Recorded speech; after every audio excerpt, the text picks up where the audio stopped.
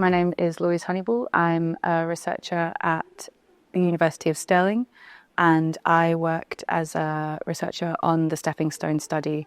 And so I was conducting interviews with women who use drugs during pregnancy. The Stepping Stone study began in November of 2021, and it was a qualitative longitudinal study interviewing women who use drugs during pregnancy about their experiences of health and social care. And we spoke to lots of different women at lots of different time points across the United Kingdom, heard many different stories about their lives, their experiences of care, and their hopes for the future. And from all of that really in-depth and detailed interviewing, we came out with lots of different stories that we felt were really powerful and really interesting stories to tell. And this process here, I think, is a really interesting collaboration. We're wanting to try and understand how we can tell those stories in a different and engaging and exciting way to people that will hopefully in the future be delivering care to this population. So that's student midwives and health and social care workers. This week is really exciting.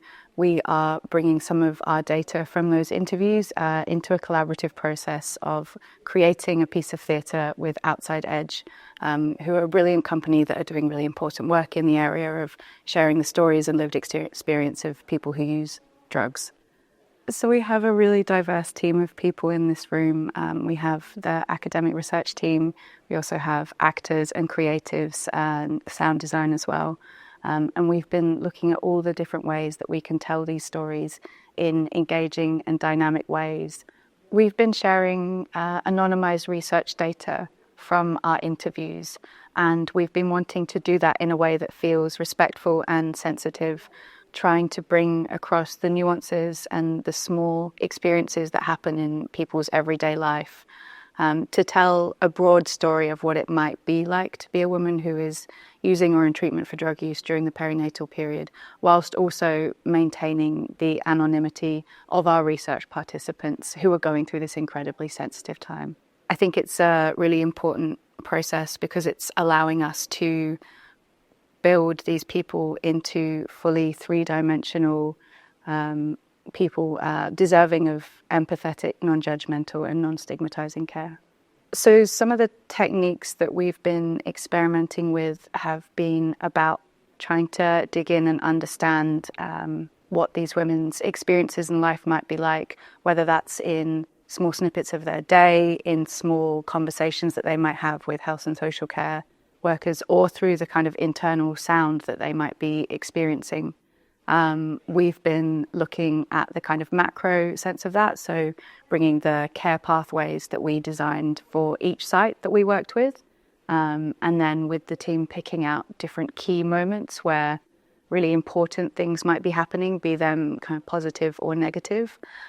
We've been looking at really kind of trying to distill what it is to be in those situations and, you know, what it is to sit in a room that feels scary and feels judgmental, and kind of understand some of the thoughts that might be going through someone's mind, just to bring other people into that experience, to try and help people understand that there's a lot going on for these people and a lot going on for these women, and a lot of the time a smile, some care, someone who's not judgmental can be such an integral part of their care journey.